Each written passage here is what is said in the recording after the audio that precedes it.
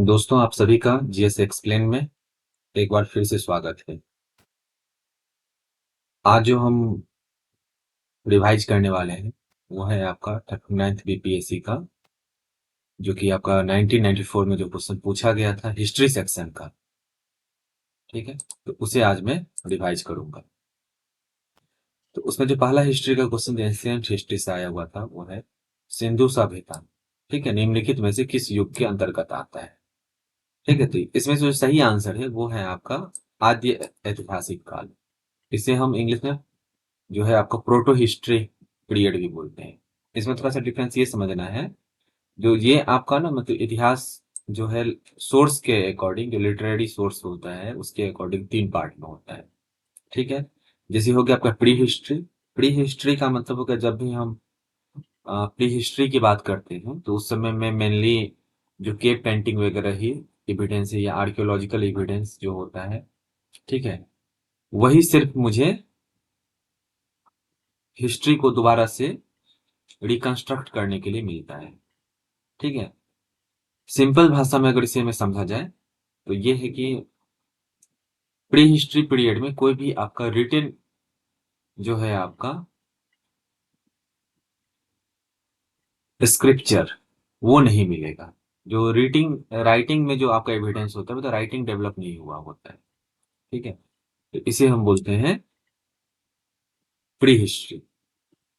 ठीक है, जैसे आपका पैलोलिथिक एज था, मेजोलिथिक एज है, नियोलिथिक एज है, इसमें आपका राइटिंग नहीं था डेवलप हुआ। तो ऐसे समय को हम बोलते हैं pre history pre historic period, मतलब जिसमें मुझे लिटरेरी सोर्स नहीं मिलेगा। नेक्स्ट आता है आपका हिस्ट्री और प्री हिस्ट्री के बीच का पीरियड, जिसमें राइटिंग तो डेवलप हो चुका था लेकिन उसे पढ़ा जाना मुश्किल था, जैसे आपका इंडस वैली सिविलाइजेशन। ठीक है, तो ऐसे सभ्यता को हम प्रोटो हिस्ट्री बोलते हैं क्योंकि वहां पे अलग अलग सिंबल्स हैं, पिक्टोरियल रिप्रेजेंटेशन वहां पे है, लेकिन वहां पे क्या है ना, उसे अभी तक पढ़ा नहीं जा सका है, मतलब डिसाइफर उसे नहीं किया जा सका। इसीलिए इसे हम बोलते हैं आदि ऐतिहासिक काल, मतलब proto history period. Proto history का मतलब होगा जिसमें लिटरेरी सोर्स आपका नहीं है लेकिन राइटिंग डेवलप आपका हो चुका है। ठीक है, उसके बाद आपका जो भी पीरियड आता है जिसमें आपका राइटिंग डेवलप हो गया था, जैसे पहले आपका जो हिस्टोरिकल पीरियड का एविडेंस आप ऐसे मान सकते हैं, जो इंडियन सब कॉन्टिनेंट में अशोकन इंस्क्रिप्शन जो है उसे ही माना जाता है, मतलब अशोक मतलब मौर्यन पीरियड के टाइम में ही राइटिंग डेवलप जो है वो है, क्योंकि उसके बाद ही जो एविडेंस है अर्लीस्ट जिसके बाद उसे पढ़ा जा सका है। ठीक है, तो ये आपको समझ में आएगा जो सिंधु घाटी सभ्यता क्या है, आदि ऐतिहासिक काल में है। अगला क्वेश्चन था उसमें बोगज कोई का महत्व इसलिए है कि इसमें चार ऑप्शंस में थे, इसमें से पहला ऑप्शन सही है। वहां जो भी अभिलेख प्राप्त हुआ है वो आपका वैदिक देवी देवताओं का वर्णन मिलता है वहां। ठीक है, इसे जो है आपका एशिया माइनर, ठीक है, नामक स्थान में जो है ये आपका है बोगज गोई, बोगज कोई। ठीक है, यहाँ पे आपके अलग अलग देवता जो वैदिक टाइम में जो देवता हुआ करते थे, जैसे इंद्र हो गया, मित्र हो गया, वरुण हो गया, नासत्य हो गया, इन सब का यहाँ पे जो एक इंस्क्रिप्शन मिला है, ठीक है, जो 1400 BC का शायद है। ठीक है, तो वहां पे इन देवी देवताओं का उस पे मेंशन। ठीक है, अगला क्वेश्चन जो है वो है आपका गायत्री मंत्र से रिलेटेड। गायत्री मंत्र किस पुस्तक में मिलती है? ठीक है, तो गायत्री मंत्र जो है आपका ऋग्वेदिक है, मतलब ऋग्वेदा में जो है इसका मेंशन है। ठीक है, ये जो है आपका सविता जिसे हम सूर्य देवता की स्तुति में रचा गया गायत्री मंत्र है। ठीक है, जो कि आपका ऋग्वेद का तृतीय मंडल में, टोटल जो है आपका 10 मंडल है आपका ऋग्वेदा में, उसमें से जो तीसरा वाला मंडल है उसमें आपका गायत्री मंत्र है। ठीक है, इसके रचयिता, इस मंडल का ही जो इस तीसरा मंडल है इसके रचयिता जो है वो आपके विश्वामित्र को माना जाता है। इसीलिए गायत्री मंत्र का जो क्रेडिट है, जो किसने गायत्री मंत्र दिया, तो वो क्रेडिट जो है विश्वामित्र को जाता है। ठीक है, तो ये आप ध्यान में रखें। ठीक है, कुछ और इंफॉर्मेशन जो आपका ये ध्यान पे रखना है, जो कि जो ऋग्वेदा है उसमें टोटल 10 जो है आपका मंडल है, मतलब चैप्टर नहीं बोल सकते, अलग अलग वॉल्यूम का बुक ही है वो। ठीक है, 10 अलग अलग डिफरेंट बुक्स का कलेक्शन। ठीक है, जिसमें से आपका 1028 जो है आपका सूक्त है, उसमें यूज किया गया है। किस काल में अछूत की अवधारणा स्पष्ट रूप से उद्धत हुई? ठीक है, जो ये आपका अनटचेबल वाला जो कंडीशन है, वो किस टाइम में इसका पीरियड जो है वो शुरू हुआ? जब वैदिक पीरियड था उस समय में ये अछूत वाला कंडीशन नहीं था। अछूत का कंडीशन जब शुरू हुआ वो है आपका उत्तर वैदिक काल में। ठीक है, मतलब वैदिक पीरियड के बाद का जो पीरियड हुआ था, मतलब 1500 से 1000 बीसी तक का जो पीरियड है उसे हम वैदिक पीरियड मानते हैं। उसके बाद का जो पीरियड है वो आपका पोस्ट वैदिक पीरियड है। ठीक है, तो उस टाइम में जो है आपका अछूत का जो है अवधारणा जो है वो डेवलप हुआ था। ठीक है, उत्तर वैदिक काल में जो है आपका समाज में 4 वर्ण में विभाजित हो चुका था। ठीक है, जैसे कि आपका ब्राह्मण हो गया, क्षत्रिय हो गया, वैश्य हो गया, शूद्र हो गया। ठीक है, तो ये सब जो है आपका उत्तर वैदिक काल का है।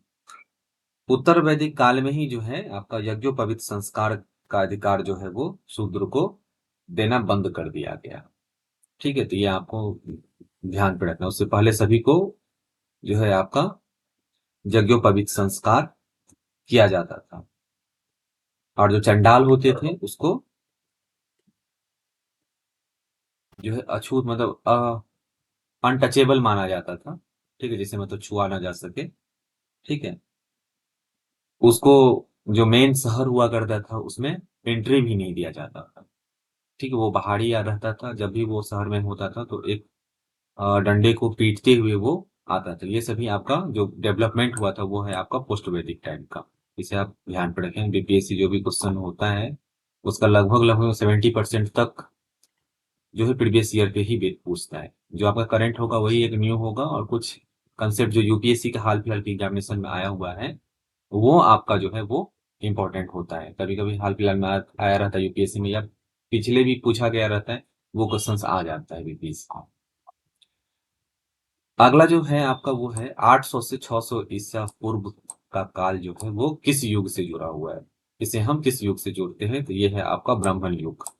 ठीक है, ईसा पूर्व, क्योंकि जस्ट मैंने बोला पोस्ट वैदिक काल, तो पोस्ट वैदिक काल में जो है आपका 4 जो आपका वर्ण सिस्टम वहां पे आ गया उस समय में। तो वर्ण सिस्टम जब आ गया वहां पे, तो वहां पे जो ब्राह्मण सब थे उसके इम्पोर्टेंस सोसाइटी में ज्यादा हो गया था। इसीलिए इस युग को हम ब्राह्मण युग मानते हैं, क्योंकि यहाँ पे इसी पीरियड में जो है आपका बहुत सारे जो हैं अदर वेदाज, मतलब आपको पता होगा जो वैदिक पीरियड में जो आपका जो मतलब मेन वेदा इन्वॉल्व है वो है ऋग्वेदा। बाकी वेदाओं, मतलब वेदों का जो रचना हुआ है वो बाद में हुआ है। ठीक है, तो ये आपको ध्यान रखना, इसीलिए इसे ब्राह्मण युग भी बोला जाता है। और 600 से लेकर के 300 का जो है वो है आपका सूत्र युग। अगला क्वेश्चन देखते हैं। संगम युग में उरयूर किसके लिए विख्यात? ठीक है, तो संगम पीरियड जो है आपका ये मेनली साउथ इंडिया से कंसर्न है। ठीक है, जब यहाँ पे वैदिक कल्चर डेवलप हो रहा था उसी समय में साउथ इंडिया में जो द्रविडियन लोग थे वहां पे संगम युग चल रहा था। ठीक है, तो यहाँ पे जो ये आपका उरयूर है वो मोस्टली जो है आपका कपास के व्यापार का महत्वपूर्ण केंद्र था। ये आपको दिमाग में रखना है। इसमें जो आपका सही आंसर है वो है आपका कपास का व्यापार। ठीक है, और इसका जो एविडेंस मिला हुआ था, ठीक है, वो एक अज्ञात लेखक के द्वारा जो लिखा गया एक रचित बुक है, पेडिपल्स ऑफ द इरिथियन सी नामक एक पुस्तक है। उसमें इस जगह का जो है वहां पे उस बुक में मेंशन है। ये आपको ध्यान पे रखना है।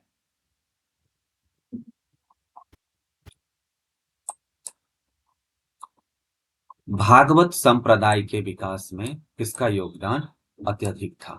तो जो आपका भागवत संप्रदाय है उसके विकास में जो सबसे ज्यादा योगदान जो है वो आपका गुप्ता पीरियड का है।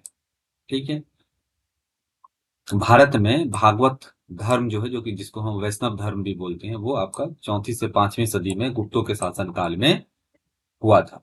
सबसे ज्यादा जो है आपका राइज हुआ था उस टाइम। वैष्णव धर्म जो है आपका वो गुप्त शासकों का जो है वो राजधर्म बन गया था। कुछ एविडेंस जो है आपका जो वैष्णव धर्म से रिलेटेड है वो है आपका देवगढ़ का, ललितपुर, भितरगांव का जो टेम्पल कानपुर के आसपास में, ये सब आपका फेमस है गुप्ता पीरियड का आर्किटेक्चर को लेकर के। और तिगवा, जो कि आपका जबलपुर मध्य प्रदेश में प्रसिद्ध विष्णु मंदिर का निर्माण, ये सब जो है सारा गुप्ता पीरियड में किया गया था।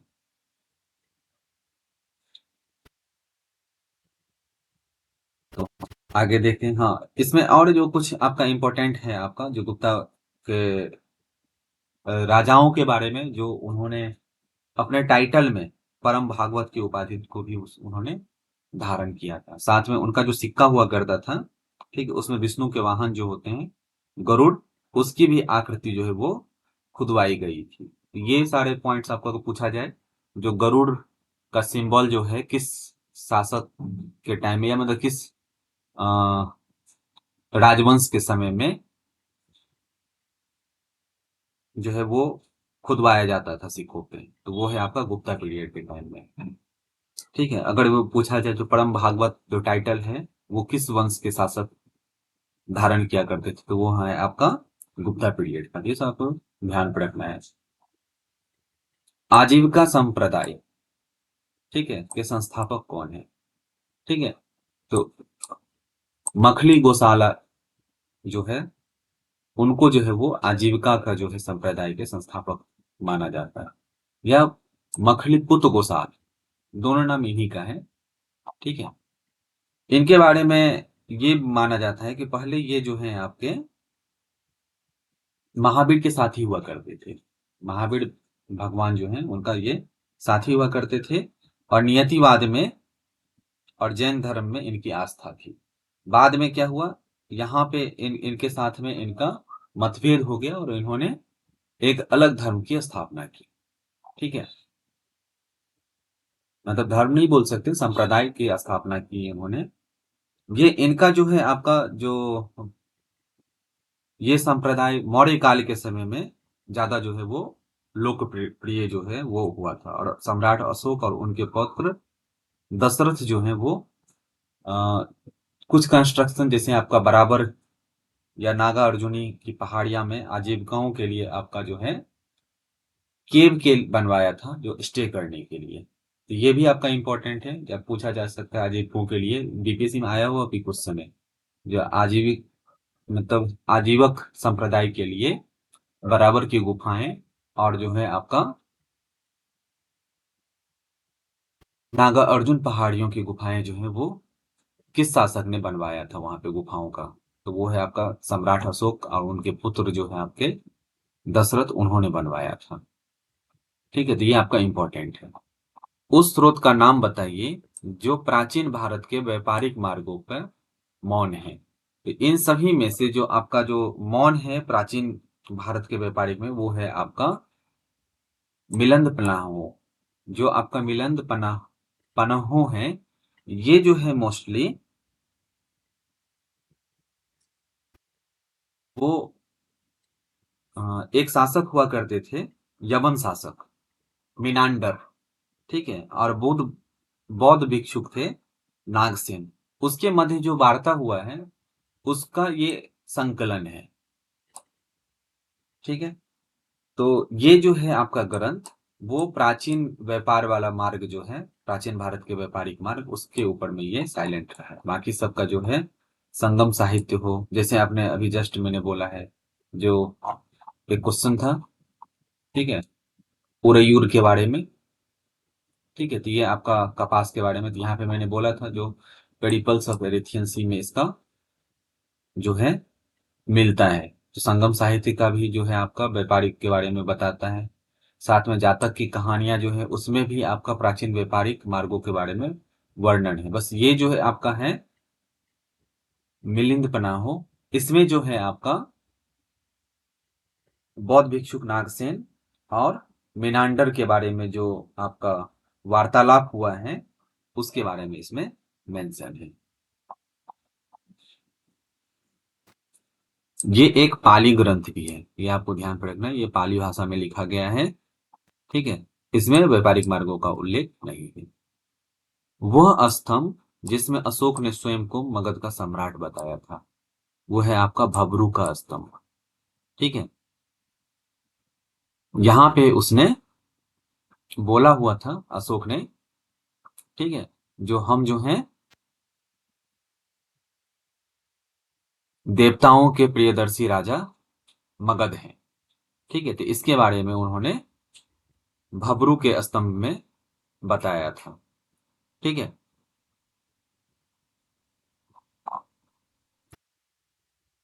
किस अभिलेख से यह साबित होता है कि चंद्रगुप्त का प्रभाव पश्चिमी भारत तक फैला हुआ था?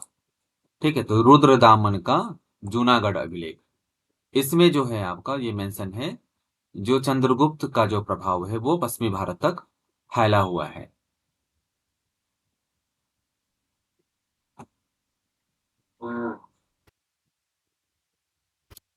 यहीं पे जो आपका रुद्रदामन का जो अभिलेख है, उसमें ये भी पता चलता है, जो क्योंकि वहां के चंद्रगुप्त मौर्य का जो राज्यपाल था पुष्यगुप्त वैश्य, ठीक है, वहां पे जो है सुदर्शन झील का जो है वहां पे निर्माण करवाया था।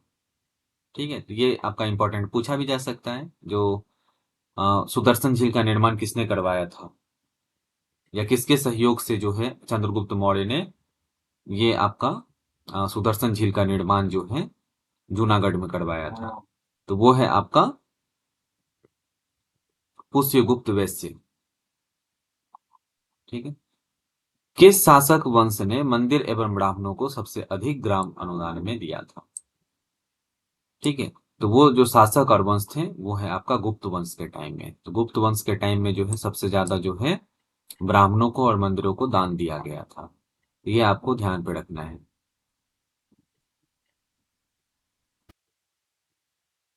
भारत में मोहम्मद गोरी ने किस को प्रथम आख्ता प्रदान किया था? ठीक है, तो मोहम्मद गौरी ने प्रथम आख्ता जो है वो कुतुबुद्दीन ऐबक को प्रदान किया था। ठीक है,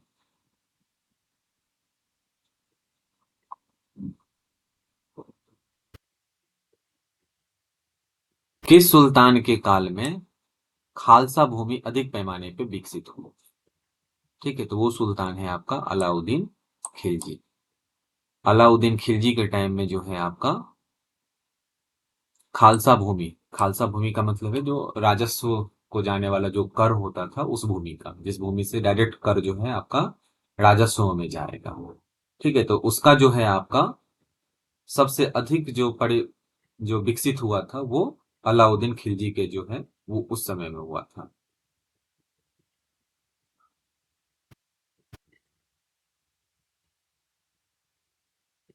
इन सभी टॉपिक पे मैं इंडिविजुअली जो है, जब मैं मेडाइवल हिस्ट्री के ऊपर वीडियो बनाऊंगा तो सारे को मैं एक साथ पॉइंट बना करके मैं उस वीडियो में एक ही साथ एक्सप्लेन करता जाऊंगा। ये बस मैं इसलिए बना रहा हूँ क्योंकि आप लोगों को थोड़ा सा क्विकली जो है इसको आप रिवाइज कर पाए। सल्तनत काल के सिक्के टाका, ससगनी और जित्तल किन धातुओं के बने हुए थे? ठीक है, तो सल्तनत काल के जो सिक्के थे वो टाका, ससगनी और जित्तल चांदी और तांबा के बने हुए थे। ठीक है, ससगनी जो था और ये मोस्टली जो है वो चांदी का सिक्का हुआ करता था, और ये जो टाका हुआ करता था वो भी आपका उसी का, मतलब जो चांदी के सिक्के ही ये हुआ करते थे। और ये जो आपका जित्तल है ये आपका तांबा का हुआ करता था। जित्तल जो है वो तांबा का सिक्का था, और ये आपका टाका और ससगानी वो जो है वो चांदी का सिक्का है।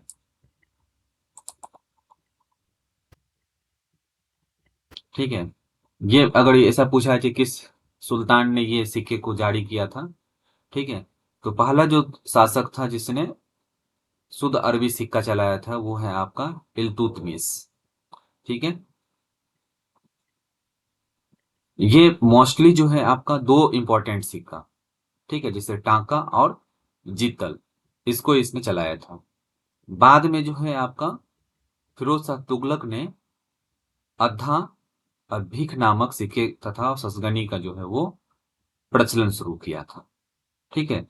तो ये आपका जो ससगनी है, ये आपका फिरोज शाह तुगलक से जुड़ा हुआ है। बाकी आपका टांका और जितल, ये जो है आपका इल्तुतमिश से जुड़ा हुआ है।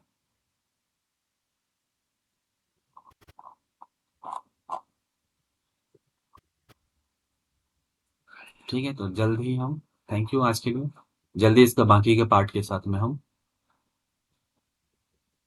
अवेलेबल होंगे। Thank you.